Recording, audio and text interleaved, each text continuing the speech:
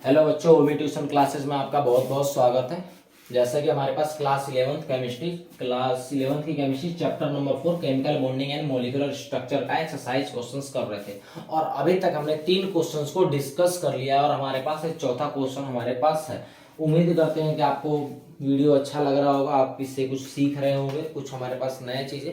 देखिए, अभी हमारे पास थ्योरेटिकल क्वेश्चंस हैं। थ्योरेटिकल क्वेश्चंस में हमारे पास हो सकता है कि ये चैप्टर हमारे पास बोरिंग लगे, लेकिन ये चैप्टर बहुत ज़्यादा इजी और हमारे पास बहुत ही ज़्यादा, मैं तो कहता हूँ इस चैप्टर में अगर बस आपका लगातार इसमें साथ बना रहा है, एक टाइम ऐसा आएगा, ऐसा जब हमारे पास क्वेश्चंस करेंगे, पीवाईक्यूज करेंगे, हमारे पास अलग अलग इस पे एमसीक्यूज करेंगे, और इस बात की मैं आपको गारंटी देता हूँ आपका बिना पेन उठाए आप क्वेश्चंस को सॉल्व कर पाओगे। हालांकि हमारे पास क्या है, एनसीईआरटी का भी एक्सरसाइज क्वेश्चन कर रहा है, तो इसमें थोड़ा सा थ्योरी क्वेश्चन भी है, सारे मिक्स है। लेकिन आपको विश्वास दिलाता हूँ, अगर हमने इसका एमसीक्यूज क्वेश्चन किए तो आप यकीन मानो, आपको बिना पेन उठाए इस चीज के कैपेबल रहोगे कि सारे क्वेश्चंस को अटेम्प्ट करने के कैपेबल रहोगे।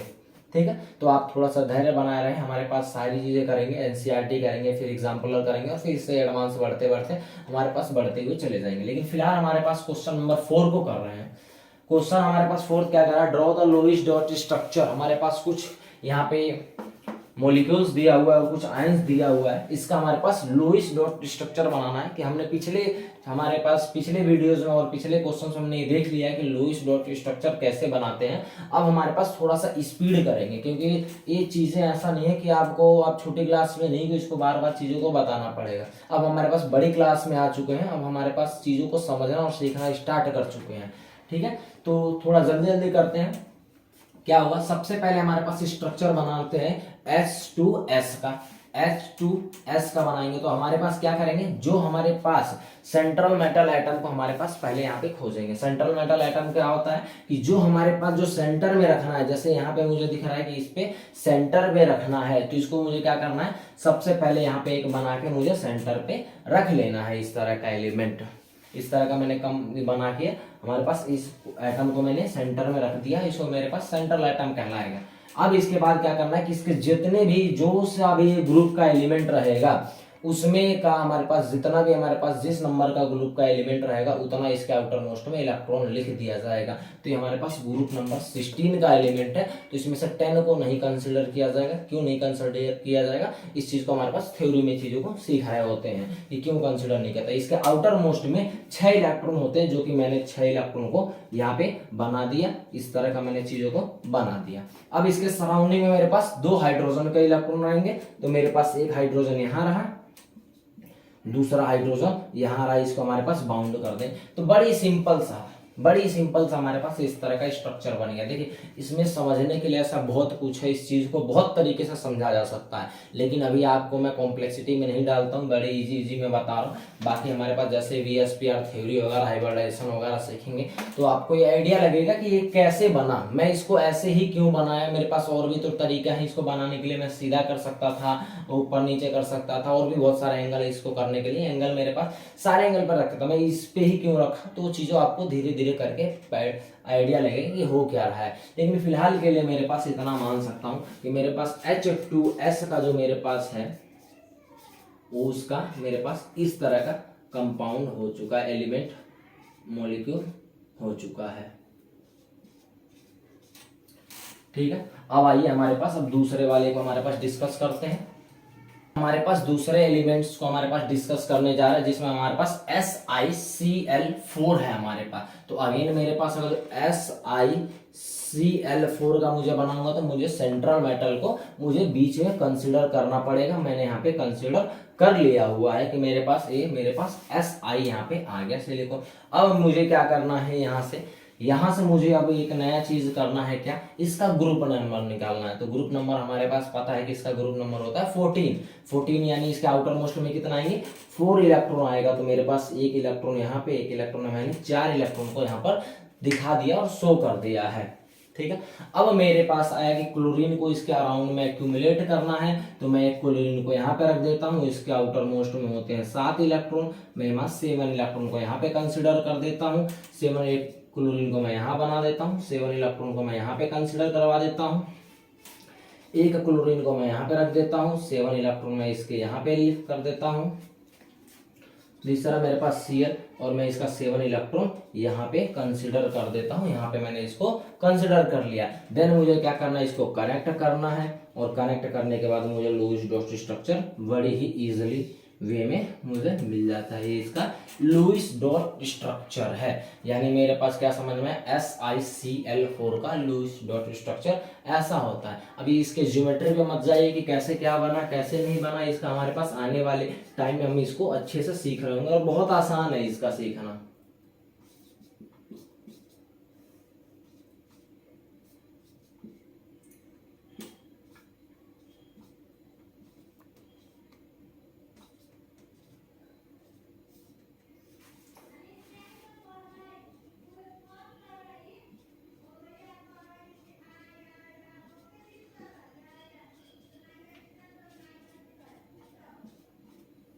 यानी मेरे पास SiCl4 का स्ट्रक्चर मैंने वहां पे बना दिया। वहां पे रेफरेंस में इसलिए बना रहा हूं ताकि आपको सारा एक साथ भी दिखता रहे कि कैसे क्या हुआ। अब आते हैं हमारे पास नेक्स्ट वाले स्ट्रक्चर पे।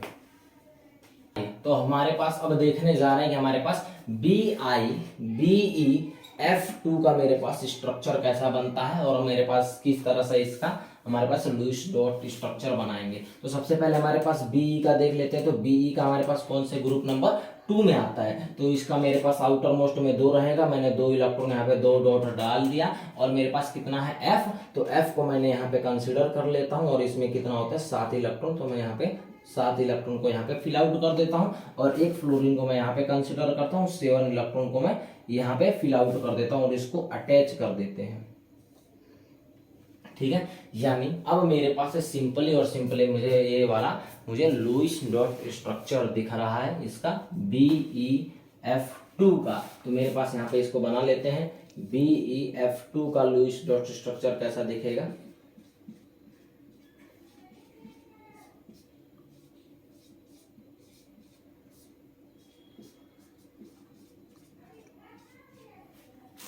मेरे पास ये हो गया, मेरे पास BeF का लुईस डॉट स्ट्रक्चर हो गया। अब मेरे पास अगले चलते हैं CO3 2 नेगेटिव का लुईस डॉट स्ट्रक्चर बनाने। हमारे पास आते हैं, अब हमारे पास सीखते हैं कि हमारे पास CO3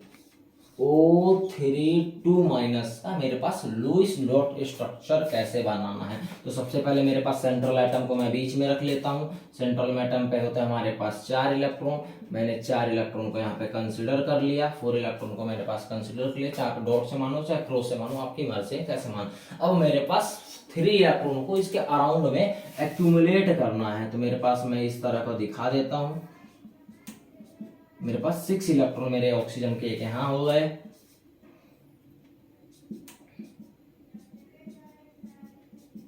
सिक्स इलेक्ट्रॉन मेरा इसका हो गया, इस ऑक्सीजन का। 6 इलेक्ट्रॉन मेरे पास इस ऑक्सीजन का हो गया। अब मेरे पास क्या करना है, इसको 2 बॉन्ड है तो इसको 2 बॉन्ड से कनेक्ट कर देना है। यहाँ पे इसको इससे कनेक्ट कर देना है, यहाँ पर इसको इससे कनेक्ट कर देना है। और देखो आप इसका फॉर्मल चार्ज निकालोगे तो इस पे आएगा -1, इसका भी निकालोगे तो इसका आएगा -1 और इसका 0 आएगा। ये आगे जब कभी आएगा फ्यूचर में तो इसको देखा जाएगा कि फॉर्मल चार्ज कैसे निकालते हैं। और इसको जब भी हमारे पास कोई स्ट्रक्चर बनाते हैं और उस पर कोई चार्ज रहता है तो उसको हमारे पास एक ब्रैकेट में लगा देते हैं और जितना टोटल चार्ज रहता है वो इसकी पावर पे ऐसे लिखा जाता है। यानी हमारे पास CO3 2 नेगेटिव का इस तरह का मेरे पास लुईस डॉट स्ट्रक्चर हो गया। अगेन बता रहा हूँ एक कैसे बना, किस तरह इसका मैं शेप ऐसे ही क्यों बनाया, ये मेरे पास वैलेंस बॉन्ड थ्योरी में इस चीज को डिस्कस किया जाएगा हाइब्रिडाइजेशन के मदद से। लेकिन फिलहाल समझने के लिए इतना समझा जा सकता है। और इसको ऐसे बना के मैं यहाँ पे इसको बना देता हूँ।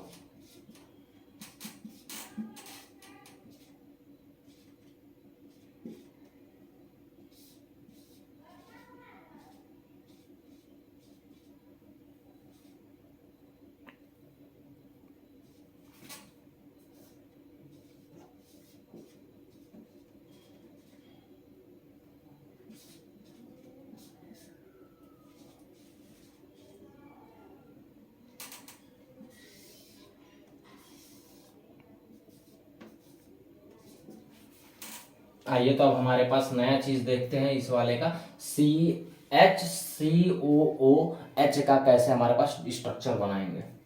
तो हमारे पास सीखते हैं कि मेरे पास अब HCOOH का मेरे पास स्ट्रक्चर कैसा बनेगा, और इस चीज को हमारे पास देखते हैं। तो इसका स्ट्रक्चर तो बहुत ज्यादा आसान है। सेंट्रल मेटल मेरे पास कार्बन है, तो कार्बन को मैं इस तरह से एक्यूमुलेट कर दूंगा, मेरे पास एक यहाँ पे डाल दूंगा और मेरे पास एक है यहाँ पे मैंने एक्यूमुलेट कर लिया यहाँ पे कार्बन के इलेक्ट्रॉन को। देन मेरे पास इससे अटैच कर दूं मेरे पास ऑक्सीजन के इलेक्ट्रॉन को। यहाँ करने के बाद मेरे पास हाइड्रोजन के एक इलेक्ट्रॉन को यहाँ शो कर दूंगा, बॉन्डिंग इससे ये हो जाएगा। अगेन मेरे पास यहाँ पे ऑक्सीजन का मेरे पास इस तरह से शो कर दिया जाएगा। तो ये बहुत ज्यादा आसान होगा। और इस तरह से मेरे पास इसका HCOOH का मेरे पास इस तरह का स्ट्रक्चर शो हो गया। और आइए इस चीज